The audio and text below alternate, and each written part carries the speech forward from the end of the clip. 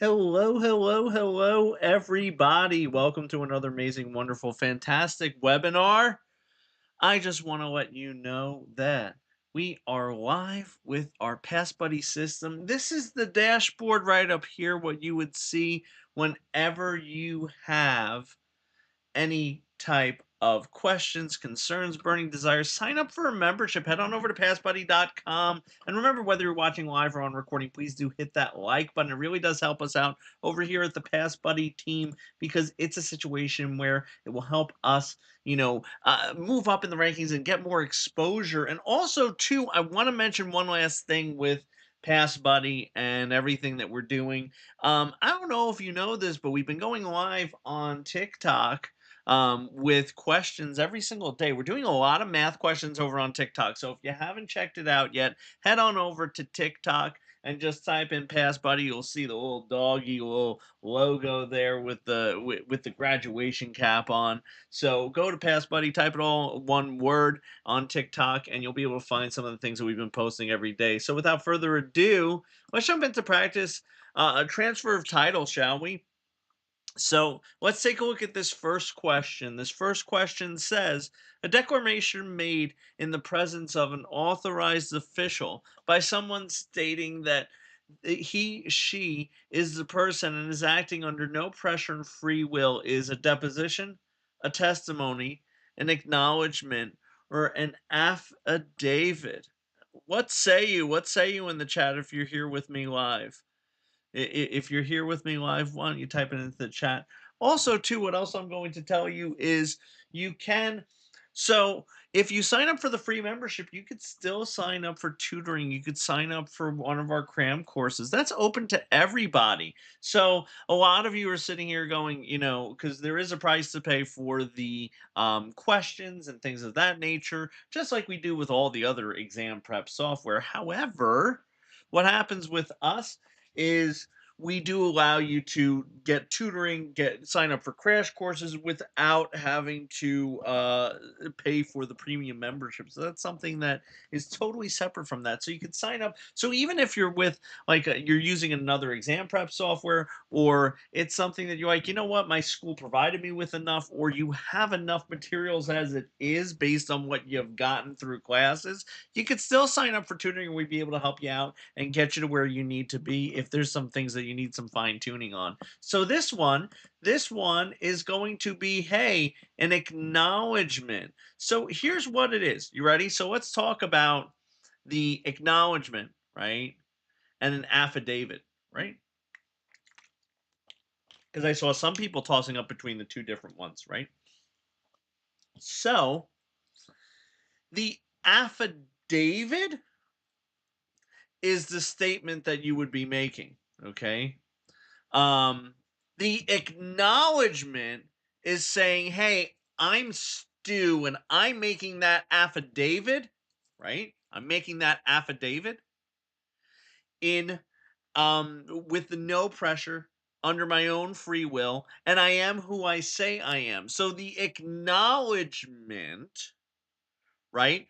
That's going to be something that's usually signed off on by a notary, right? Or an attorney, depending on the situation. So what happens is the affidavit, right, is the actual statement, the meat and potatoes. What are you saying? So let's talk about sometimes that you might see that in real estate, right? Like an affidavit and an acknowledgement, because we're talking about this in transfer of title. So, typically, generally speaking, when you would see this is going to be when you're signing your closing documents, and they might give you a name alias affidavit, okay, that needs to be acknowledged. So, here's what that would be, just so that you understand what I'm saying right now. The name alias affidavit, if you ever went by a different name, if you were maybe divorced, if you were married and you changed your name, okay, all of that would be something that would be searched, would be like, oh, hey, we as the lender and as the title company found all of these, all of these aliases for you, Stu Jacobson, right? We saw you down as Stuart Jacobson, as Stewie Jacobson, like all these things that I have gone by in some sort of document. So they're basically saying, like, hey, these are all you. That's the affidavit, right? And then I would sign it, and that signature would be acknowledged, basically saying, hey, I did this in the presence of a notary, of an attorney, of an escrow agent, right? And they're saying, hey, we're acknowledging this, and that there was no that they were doing it of their own free will. So let me ask you this, for any of you who are here with me live today, do you have any questions, concerns, burning desires? I see a lot of hearts going up there. Thank you so much. I really do appreciate that. That really does help us out over here at the Pass Buddy team. And like I said, feel free to type in any questions that you might have into the chat if you are here live with us. Because that's something that, hey, if you're taking advantage of being here live with us, one of the advantages of that, right, is that you can ask us some questions live, right? So this one says a cloud on title would be discovered upon the application for a mortgage, title examination, appraisal of a property, or the delivery of a deed. What say you? What say you in the chat? So what happens is this, and now also too, what I'm going to ask, a little off the cuff question, right? A little off the cuff question is going to be, what is the difference between title and a deed, right? What is the difference between title and a deed? Why don't you type that into the chat for me too, whether you're watching YouTube, Facebook, or you could join our Facebook group. And like I said, what I'm trying to do is I'm trying to point you in all the directions of places that I would be sharing information, sharing good tips, tricks, questions, stuff that will help you pass the exam. As I said, like I was saying it earlier in the webinar, head on over to our our TikTok channel, because we actually have math questions going on there all the time, constantly. So check us out there. Yeah, so as I was saying on this one, so what do you think on this one? Would it be the examination of title? Absolutely, 1000%. And now let's get back into the question that I was asking before, which was, what is the difference between title and a deed? Because a lot of people say that deed is ownership of the property. Nay, nay, my good friends. Nay, nay. Okay? Because I think everyone always gets confused where they say, I have the deed to my property. And they think that that is ownership. But it's more like this: title. Title is ownership, right? Title is ownership. The deed simply says, hey, we've transferred title. Well, that's all it is. The deed is a piece of paper that is evidence that we have transferred title to a property. So what happens is this: why I say that a deed isn't necessarily ownership of a property, because you could have something called a quit claim deed. And what's a quit claim deed? Well, a quit claim deed is going to be one where the grantor, okay, is saying, right, that they may or may not have ownership of the property, and they will not defend it against any claim. So basically, yeah, the deed is a document that is evidence of transfer, and the title, right? So there are certain states that have a proof of title, where you could have proof of title, but it's a situation where the deed is really going to be evidence that we've moved title from one person to another. Title is going to be our ownership. So very good. And let's keep it moving. Let's keep it grooving, shall we? So this one says, which of the following usually appears as an exception in a title insurance policy? Oh, I like this question a lot. So liens that appear as a result of the title search, a forged signature that was obtained in a previous conveyance, a previous fraudulent statement they may cloud title in the future, or a future claim from a missing heir that may challenge the title. What would be an exception? So here's the thing: when we say an exception, right? What we're talking about is this: we're saying we'll cover everything but that. We'll cover everything but that. That's an exception. Okay. And keep this in mind, right? Title insurance is insuring the title, right? Is ensuring the proof, the ownership, right, to a property. Okay. So here's the thing. Let's pick one of these. Okay. And the liens appear as a result of title search. Okay. Because keep this in mind, when we have a lien, so they're doing a title search. So the title company is doing a title search and they find a lien. They're like, oh, there's a lien, right? That's something that is discovered. They know about that. So they're not going to insure against that because it's known, right? They're really going to be insuring for the circumstances that are similar to the other statements, right? There's been a forged signature that was obtained on a previous conveyance. Guess what? They didn't know about that. And if there was, in fact, a forged signature, well, that could jeopardize title to the property. That could be an issue for a property owner. Okay. So what happens is the title company would insure against that, right? And then when we're talking about, a previous fraudulent statement that may cloud title, sure, if there was something fraudulent that was done, again, something that is unknown, something that they would say, yeah, absolutely, would definitely be something we will insure against, right? A future claim from a missing heir. Yeah, if there's someone who was missing, okay. Like I'll give you an example of like a missing heir, right? So let me take you down a realistic situation. So I have a half sister. True story. I have a half sister. So we share the same father. Okay. Now, my sister is estranged from the family. I think that my father hasn't talked to her in, oh gosh, maybe 30 years. Like, yeah, maybe that's a good fair estimate. So, if let's say my mother passes away, God forbid, and then my father passes away shortly after, well, everything would have been left to him, and me and whoever she wills her items to, right? And then if he were to pass away, and then not explicitly maybe include her, there's a chance that she might have a future claim as a missing heir that could challenge title, right? Because people be like, oh, I never even knew that my father passed away. Like, did he have a will? Did he, leave me out of things? Like, what's the story? Because if he didn't have a will, right? And title was passed and there was an issue there. And think about this, like, that's just one scenario. So let's say you buy a property that's really old, like from the, like, let's say 1800s, right? You buy a property from the 1800s and imagine how many times it's turned over as far as title is concerned.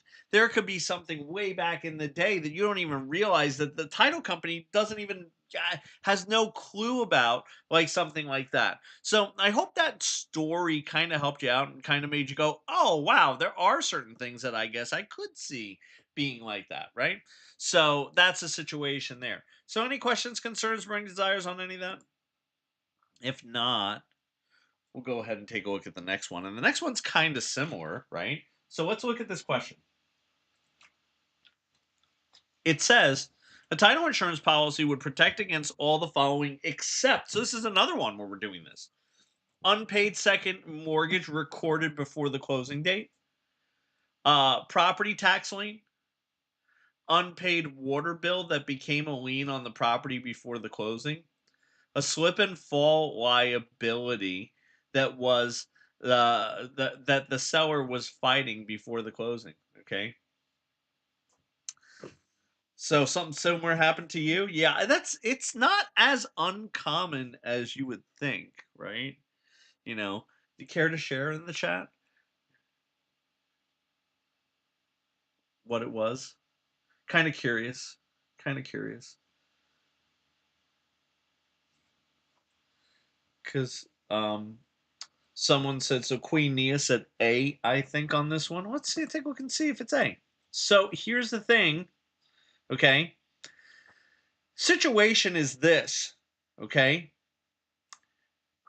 You have to understand what title insurance is. So, what is title insurance insuring against? Title to the property, okay? So we're talking about liens, bills that are on the property. We're talking about the title to the property, right? Title insurance. Slip and fall, that could be homeowners insurance, right? So like a personal liability, personal injury, right? Because it's personal injury. So let me ask this question, right? I think that here's another way to think of this question. It is a personal injury liability going to be covered through title insurance? That what Think about that. That's basically what I'm asking you there, where you're probably sitting there going, "No, personal injury or personal liability like that wouldn't be covered under title insurance." Uh, We're asking the same question a slightly different way here, right? But that's really what it is. So no, a personal injury wouldn't be covered under that, okay? Um uh Yeah, my dad passes away, and after years, I found out that I had to be involved in the land that he has. Yep. So that is definitely that, and that's usually what happens. Is that a parent passes away, and then there's some things. That's why most. So I'm going to go into probate a little bit. That's why what happens is there's a probate process, right? There's a probate process in regards to wills and even estates and things like that, where basically when someone passes away, it has to be probated. The courts have to get involved in regards to their particular what was I going to say, in regards to the particulars of who's involved, doing some searches, right? Descent and distribution is another thing. Okay. So yeah, they would need you to sign something if you haven't gotten involved. Yeah, that's totally logical, That happens a lot when there's a lot of siblings. I just had a situation too where there was four brothers, and one was just MIA, and it caused a whole lot of headaches. But I hope that helps you out as far as that's concerned. So now, what I would ask you is this: if you do have any other questions on any of that, please feel free to type it in the chat. I'd be more than happy to answer any questions. But let's look at this one. It says a person named in a will to carry on the wishes of the deceased is known as a devisee, an executor, an administrator, or the devisor. So, what say you? What say you in the chat? And what does it mean to devise? We're seeing a devisor, we're seeing a devisee. What does it mean to devise? If I say that, I'm devising something, what does that mean? As we're answering this question as well. So a lot of people are usually choosing between executor and administrator. Okay.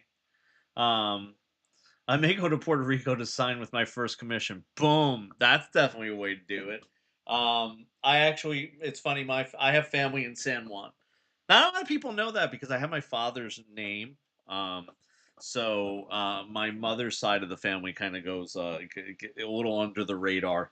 But I have family in San Juan, so I need to, you know, so someone said, "How do you find out if the property was demolished?" I'm going to sound like a jerk and a half, but sometimes just a visual inspection. And there are companies that just do visual inspections of things. Like even if you're if you're remote or like you're, you know, far away, right? It's a situation where sometimes you might be able to, pay a company that does visual inspections and takes photos of the property to see if it was demolished. Because as silly as that question may sound to some, that is something that you might need to be able to figure out. Okay. So this is going to actually be the executor. So listen to what I'm going to say. The executor is the one who carries on the wishes. They're executing it. Okay. The administrator is going to handle paperwork and things like that. But the one who's actually going to say, okay, I'm going to take this and this is going to go to here. This is going to go to there. This is going to go there. Right. The administrator might just be the point of contact, but the executor is actually the one who is carrying out the wishes. So like if let's say, okay, I have a guitar collection, right? And if in my will I said guitar A goes to my son, guitar B goes to my wife, guitar C goes to my best friend, the executor would be the person who would be actually getting those guitars, gathering them up, and actually carrying on the wishes of the deceased. So I asked the question, what does it mean to devise? What does it mean to devise? Okay. So to devise is to will real property, right? Is to will real property, right? So that's what it means. So when you are the devise or you're willing real property, when you're the devisee, you're receiving it. So best place to vacation is Puerto Rico. I have never been, and I need to go visit my family. I do. I need to make that trip. So that's on the bucket list. So let's take a look at this next question. How will a new mortgage loan appear on the closing disclosure statement? A debit to the buyer, a credit to the seller, a debit to the buyer and a credit to the seller, or a credit to the buyer. What say you? So the mortgage loan. This is a really tricky. This is so. What I will tell you is this. Okay, this is one question that is seemingly tricky. But when I explain it to you, okay, I think that you're going to understand why a loan is a credit to the buyer. So let's talk about this for a hot second, right? Because everyone always says this, Stu, that's money you have to pay back. So that's a debit to you. Not at closing. Not at closing. Because here's what happens. Let's just talk about how the closing disclosure works and how that all will look on the closing disclosure statement, right? The buyer is debited the sale price. So here's the thing. Let's just create the simplest transaction, simplest closing disclosure in the world, right? Debit the buyer the sale price, credit the seller the sale price. Okay, so let's say it's 200,000. Okay, the buyer has to come to the table with $200,000. The seller walks away with 200,000. Debit the buyer the sale price, credit the seller. Now, most transactions, I'm going to say typically, generally speaking, there is some sort of financing. So here's what happens. Buyer says, I don't have $200,000 just sitting around. Correct. Most people don't, and they need to finance it in some manner, shape, or form. So what happens is a lender comes to the table with 190,000. So now that $200,000 that they have to give to the seller, guess what? They still have to give that to the seller, but someone else is going to credit the buyer, which is the lender, at the closing table. Say, hey, we're going to credit the buyer 190,000 so that they could pay the seller out of those proceeds. Then the buyer is going to sign with the lender a mortgage and a note, right? And they're basically going to say, hey, here's how we're going to pay you back for what you just did, right? So it's not they're getting double debited, right? Because think about this: if the loan was a debit on the buyer side, it would be debit them the sale price and debit them another 290,000. So that's 390,000 that they owe them. That's not what happens at closing, because closing is a snapshot of that little one transaction.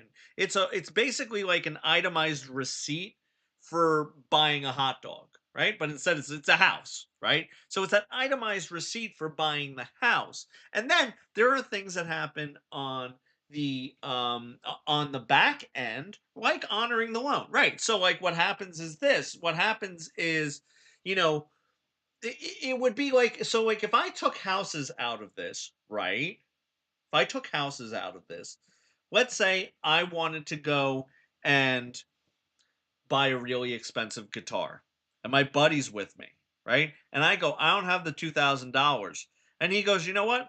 Here, I'll lend you the $2,000. So now, do I have to come up with the $2,000? Am I debited it? No, he's going to pay for it because he's lending me $2,000. But then what happens is he's going to say to me on the car ride home, all right, well, could you pay me back in like the next 6 months? Cool, awesome, fantastic. That's the back end of it.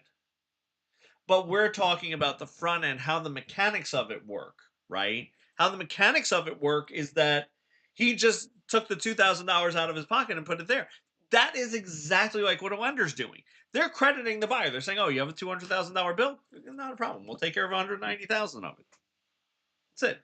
Then you have to come up with a $10,000 down payment, right? In that scenario that I'm giving you. But that's the situation there. And that's why people always get confused why it's a credit to the buyer. Now, I hope that that helped you out. And what I want to do is this, I also want to remind everybody, head on over to passbuddy.com if you haven't already. We have our community where you could post any questions, concerns, burning desires that you have, and you could get access to all of our webinars, study videos, things of that nature. So the money is a credit to the buyer to apply to what they owe, right? They owe the sale price.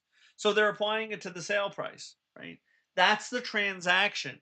You have to remember closing is just a snapshot of what's happening at that closing table, right? So then the buyer will, like I said, make a agreement with the bank as to how they're going to pay it back and under what terms and what interest rate. So that being said, listen, everyone, have a great, fantastic, wonderful weekend. Remember, find us over on TikTok. It's all one word, Pass Buddy. We have all of our questions going out over there. And we're going to be posting some more shorts over here too on YouTube. So check us out. Remember, hit that like, hit subscribe, and I will see you all real soon. Have a great one, everybody.